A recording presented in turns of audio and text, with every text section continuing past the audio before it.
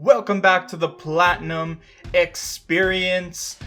7 short hours ago I asked you guys, let's do a trophy guide, Q&A, or AMA style video, and send me some down below. Now, I know it's only 7 hours since I put that community post, but I'm going to do the video anyways. Keep putting your comments in there, keep adding them, maybe we do another one. We'll do this again. But right now, I have enough to do one. So we're gonna do one right now. I have some other videos that I'm gonna have come to the channel. But I wanted to break up the videos a little bit. Instead of just doing, launch trophies. Here they are, bang, bang, bang, bang.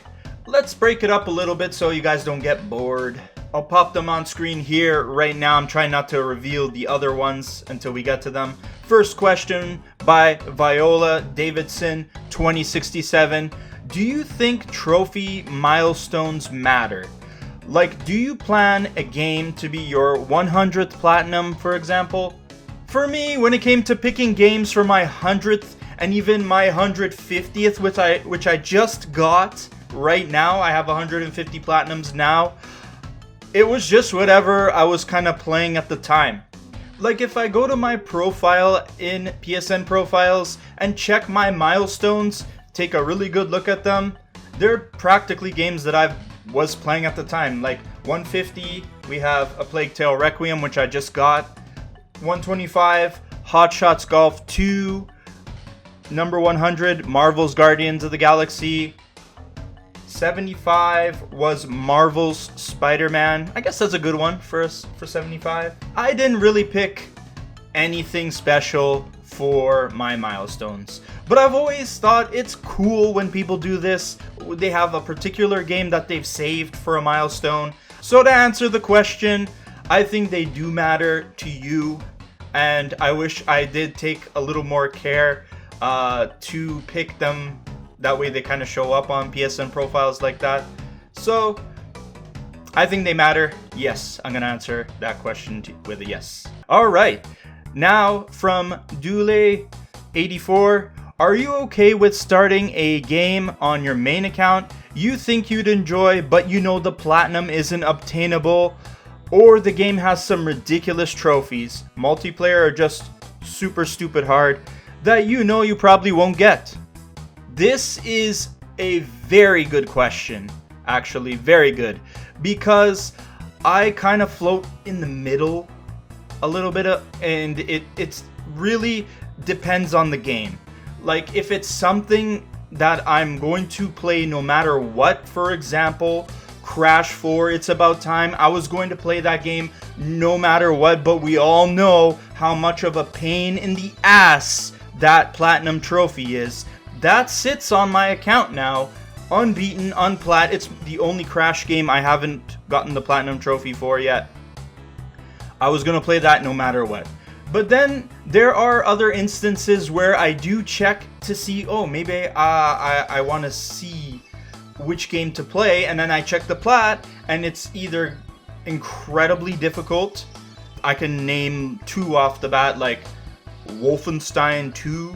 Another game would be like Doom. The Doom games have very hard plats, and it's not to say that I can't get them. If I put the work in, I can definitely get them. I have hard plats on my account, but it does influence my decision a lot of times, and I might put that into the backlog, or I might just never touch it at all. I wish I didn't completely have this mindset, but again, I float in between the two. My list itself has games that I'll never get the platinum trophy for, but at the same time, I don't want to muddy it further than what it is and leave things unfinished. It's that thing in my brain that says, you start something, you gotta finish it, you gotta get the platinum trophy. Don't just start game after game after game and not finish them. It's just the way I think.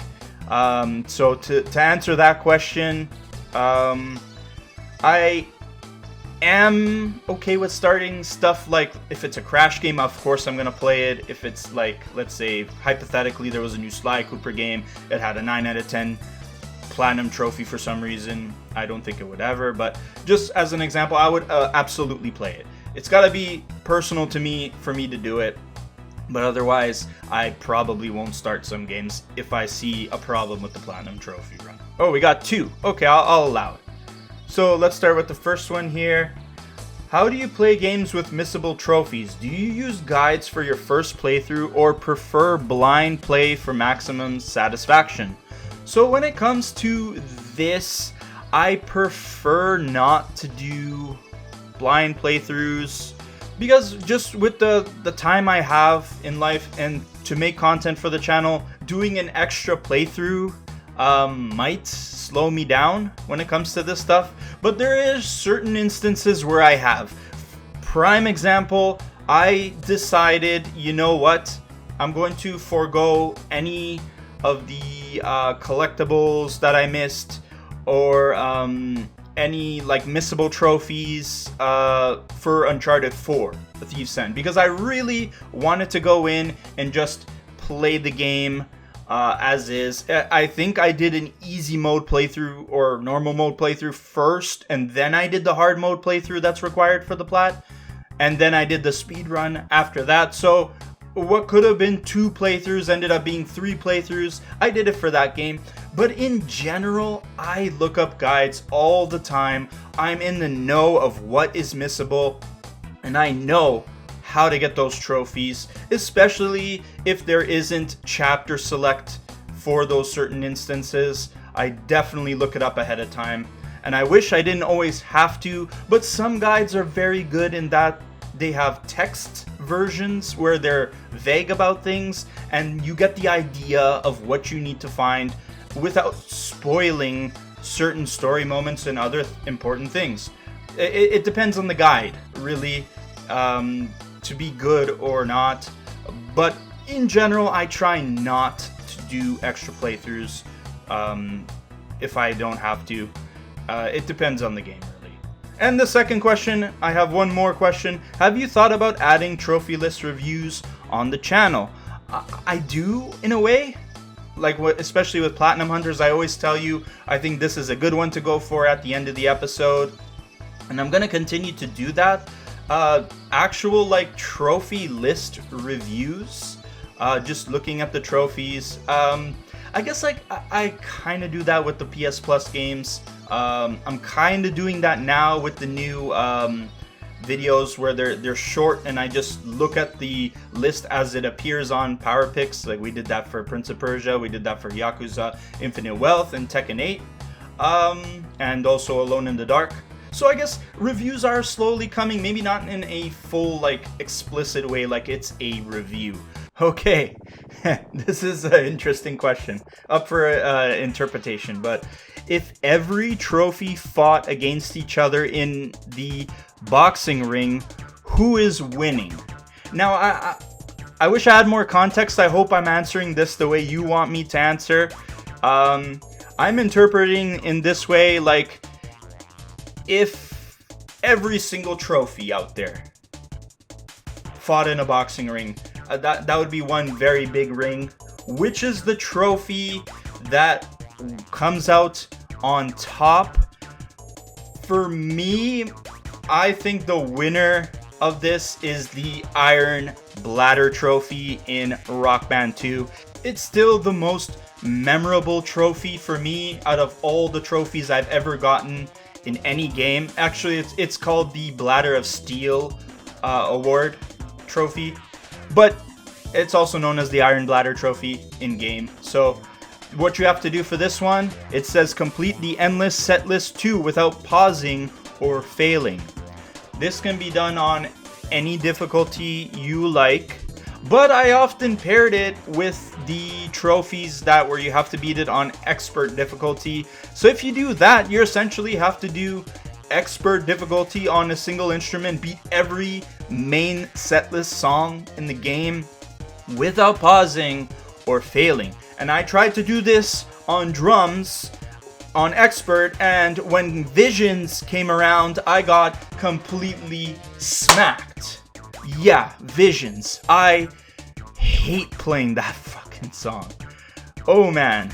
So I did it on vocals, and if you think it's much easier on vocals to do that, Well, if you're playing on expert, not necessarily, because there are certain songs that are pretty tricky to do on vocals in Rock Band 2, even if you decide to just mumble into the mic and just like match the pitch as best you can. One of those songs is Tangled Up in Blue by Bob Dylan. That song is incredibly hard to sing because it's all over the place.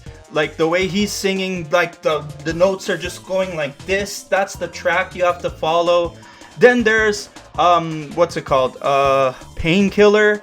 That one is also hard to sing as well. Even to try and imitate and mumble it is hard to sing.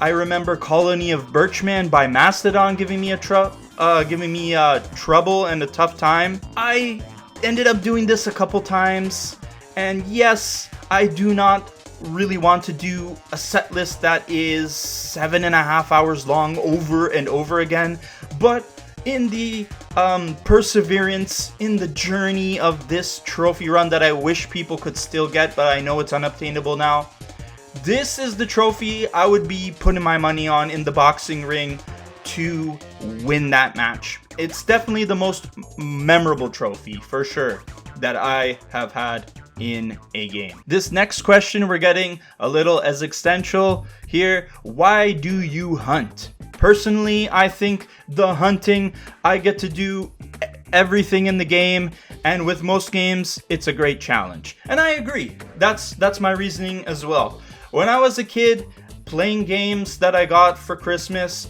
I always just played them naturally, and I saw other certain people around me playing their games and completing them to 100%. And for a long time, I couldn't do that, especially with like games like Spyro and Crash. When I was trying to play those games, I would start a new save and I just wouldn't get to 100%. But eventually I really turned a corner and I started completing games fully. Like Crash 3, completed it fully. Crash Team Racing, fully. Spyro 1, 2, and 3, fully. And then it started to expand out into other games that as soon as I bought them for the first time, I would complete them fully. So when I got Ratchet & Clank 2, Ratchet & Clank 3, Sly Cooper, the Jack games, I complete them all 100%. And then that kind of feeling just naturally coasted into trophy hunting. First there was achievements on Xbox and I didn't get it at the time, but when it finally touched down onto the PlayStation Network and you could get trophies for games, it just clicked. It's exactly what I was looking for. And I've been in and out of trophy hunting over the years. There's been times where I took it super serious, other times where I didn't care. I just said, you know, I want to play the games. I'm not going to worry about the trophies. But now that I'm back into it, the reason I hunt is these reasons that you're mentioning here. I like to do everything in a game and I like to see everything. And it's also often Platinum trophies can be a great challenge, and they test you by putting you on difficulties that maybe you wouldn't have explored to see how the game is. And there are mixed results for sure when it comes to this, but genuinely I like to hunt because it's completing games. And also there's the other aspect. This is my digital journal of what I have done playing games. And for nobody else but myself, I like to go back and look at those Platinum trophies and say, oh yeah, I had to do this in this game to get this Platinum trophy. That was cool. I wouldn't have probably done that if the trophy wasn't there. And then there's other times where I'm like, oh yeah, I went to Call of Duty, what's that game? World at War, and I struggled through this stupid ass mode. I'm never gonna do that again. But I got the Platinum and I persevered, and now I got a rare plat. There's things like that that really that's the reason why I hunt. Because I have this need to complete things, and also this kind of need to document what I've done too. So one of these by the Vamp, it's a statement. It says, I wish I can delete a trophy list that has just one trophy because there are some games I don't want to go back to. I wish too. I would delete all the games that I didn't finish the online stuff, like Resistance 2. Warhammer Space Marine 1. I know I started that and I didn't get to it. There's a whole bunch of unobtainable plats that I would just get rid of. I know you can hide them, but it's not the same. I know they're still there. They're not completely gone. It's not the same. I wish I could do that too. But I know it's like, I know why you can't. I understand why. And then the final question here is by Tanjiro. You got any tips for backlog? Now, the way I'm interpreting this question is, you got any tips for completing your backlog? And this backlog, man, this thing just is voracious. You just gotta accept that. Well, one goes out, let's say you complete one game, goes out, and 3 more go in. There's always going to be something that gets your interest, and you're going to put it on your wish list on PSN. It's always going to be something that like you want to get to and finish, but time is just so finite when you factor it into the things you have to do in life, that you're not going to get to everything. I definitely think tips for your backlog is to complete the games that are for series that you love. Like, for instance, I have a problem where Crash 4 is a pain in the ass to complete it, but I love the Crash series and I genuinely want to complete every single Crash game. So Crash 4 is certainly one that I need to get off my ass and go finish. That's one. I've completed all the Spyro games because I love Spyro.